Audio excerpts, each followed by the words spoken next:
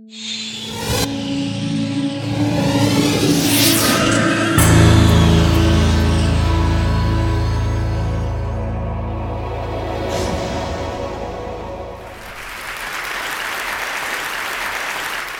are here today because United Nations have defined goals for the progress of countries. They are called Millennium Development Goals. And the reason I really like these goals is that there are 8 of them.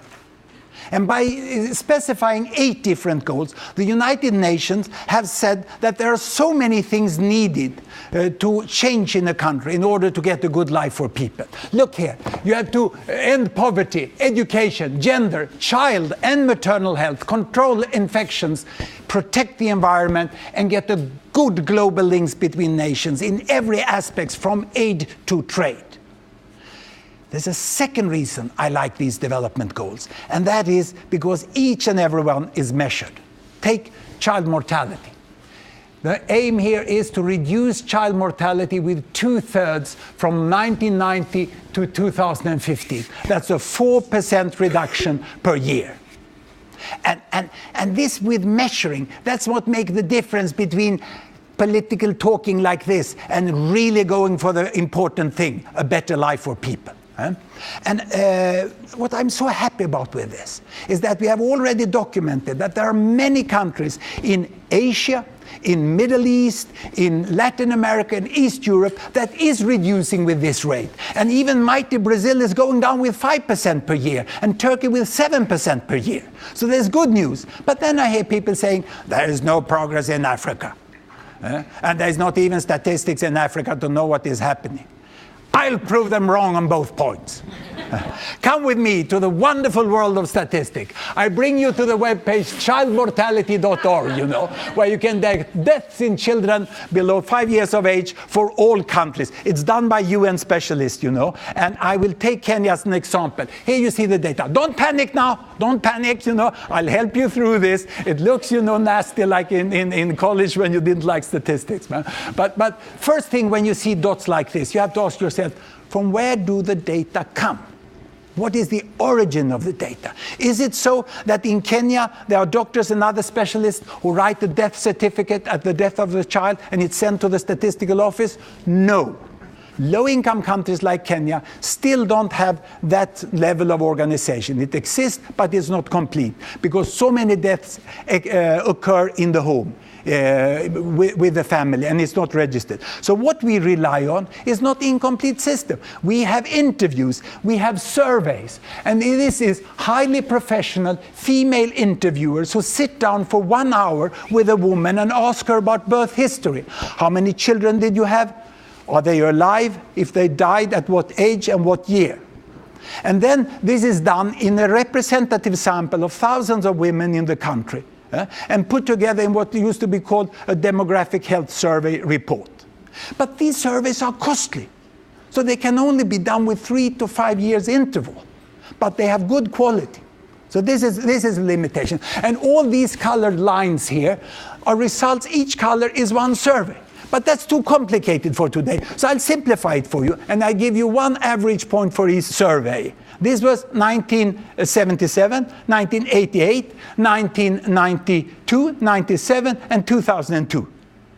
And when the experts in the UN have got these surveys in place in their database, then they use advanced mathematical formulas to produce a trend line. And the trend line looks like this. See here? It's the best fit they can get of this point. But watch out, they continue the line beyond the last point, out into nothing. And they estimated that 2008 Kenya had a child mortality of 128. And I was sad, because we could see this reversal in Kenya with an increased child mortality in the 90s. It was so tragic. But in June, I got a mail in my inbox from Demographic Health Survey, and it showed good news from Kenya. I was so happy. This was the estimate of the new survey. Then it just took another 3 months for UN to get it into their server, and on Friday we got the new trend line. It was down here. Isn't it nice? Isn't it nice, yeah?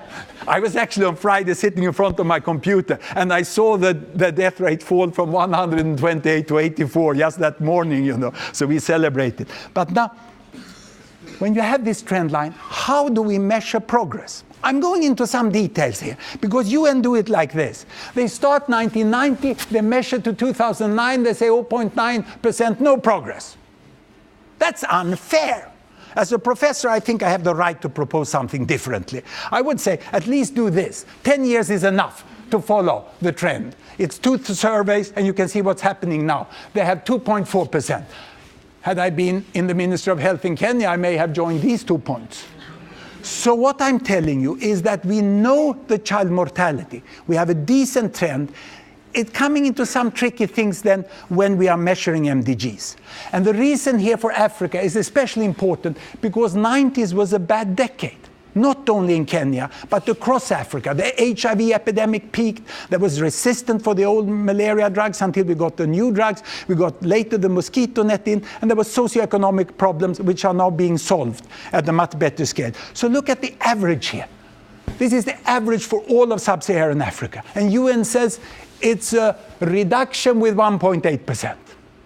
Now this sounds a little theoretical, but it's not so theoretical. You know these economists? They love money, they want more and more of it. They want it to grow. So they calculate the percent annual growth rate of economy. We, in public health, we hate child death. So we want less and less and less of child deaths. So we calculate the percent reduction per year. But it's sort of the same percentage. If your economy grows with 4%, you ought to reduce child mortality with 4%. If it's used well and people are really involved and can get the use of the resources in the way they want it. So is this fair now to measure this over 19 years? An economist would never do that. I have just divided into 2 periods. In the 90s, only 1.2%. Only 1.2%. Whereas now, second gear. It's like Africa had first gear, now they go into second gear. But even this is not a fair representation of Africa, because it's an average. It's an average speed of reduction in Africa. And look here, when I take you into my bubble graphs.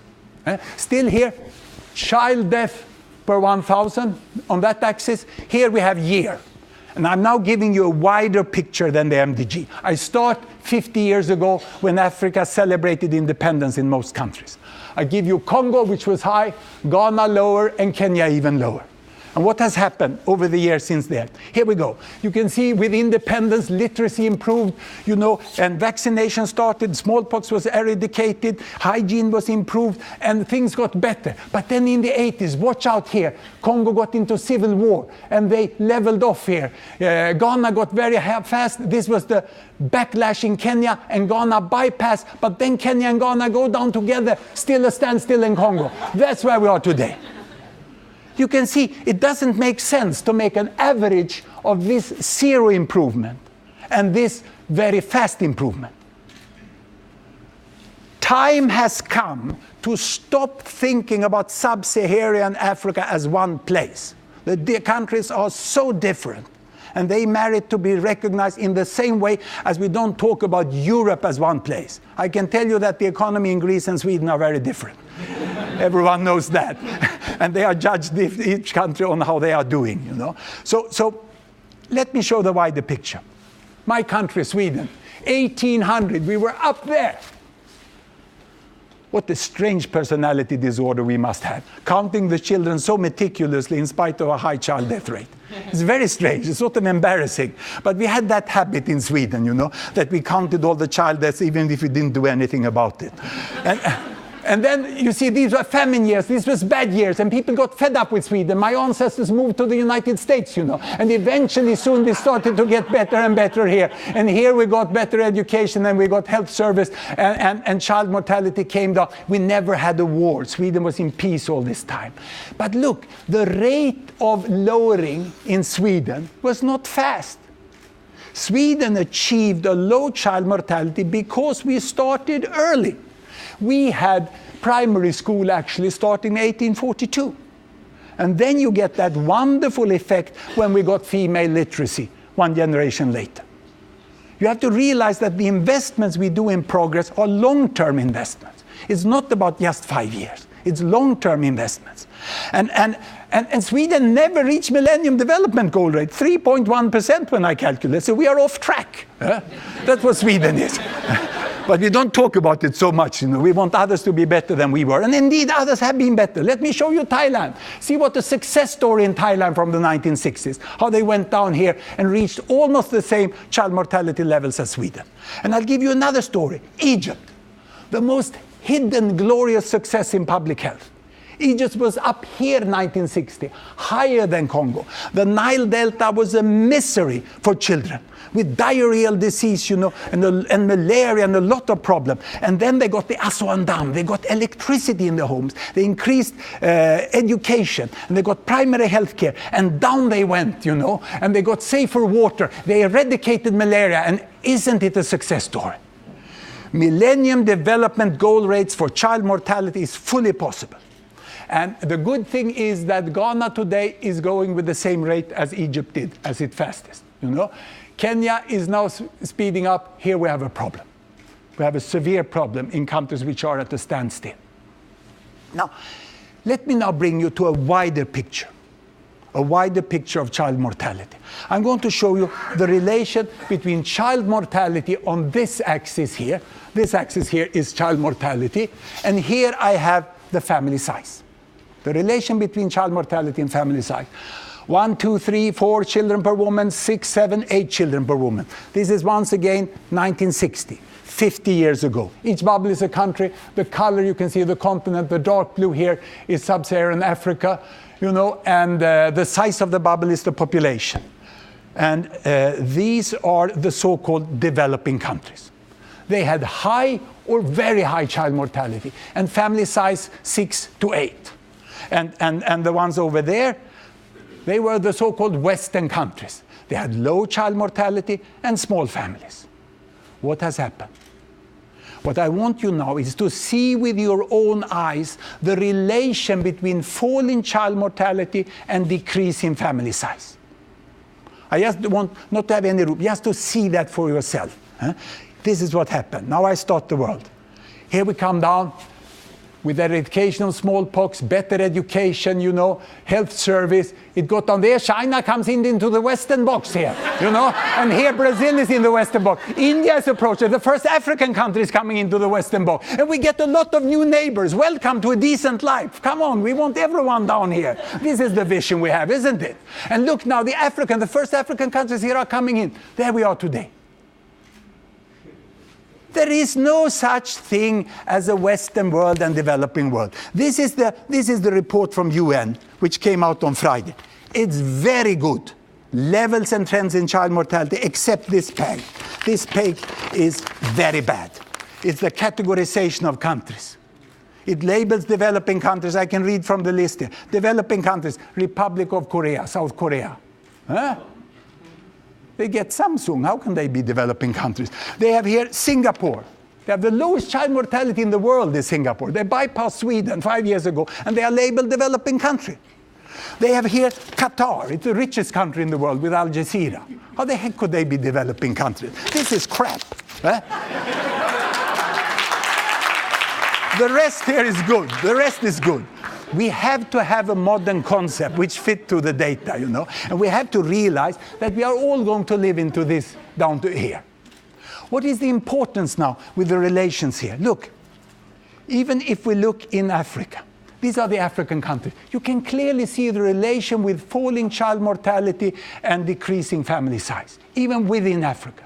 It's very clear that this is what happens. And a very important piece of research came out on Friday from the Institute of Health Metrics and Evaluation in Seattle, showing that almost 50% of the fall in child mortality can be attributed to female education. That is when we get girls in school, we will get an impact 15 to 20 years later, which is a secular trend, which is very strong. That's why we must have that long-term perspective, but we must measure the impact over 10 years periods. It's fully possible to get child mortality down in all of these countries and to get them down into the corner where we all would like to live together. And of course, lowering child mortality is a matter of uttermost importance from humanitarian aspects. It's a decent life for children. we are talking about. But it is also a strategic investment in the future of all mankind, because it's about the environment. We will not be able to manage the environment and avoid the terrible climate crisis if we don't stabilize the world population. Let's be clear about that. And the way to do that is to get child mortality down, get access to family planning, and behind that, a drive of female education, and that is fully possible. Let's do it. Thank you very much.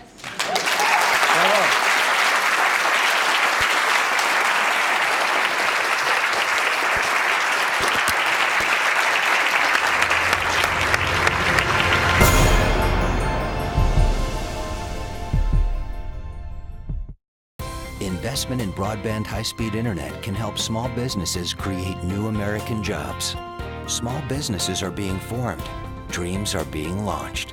And at AT&T, we're investing billions to upgrade and build out our wired and wireless networks. Now is not the time to stall momentum or stifle innovation or investment. Jobs, dreams, and the future are at stake. AT&T, your world delivered.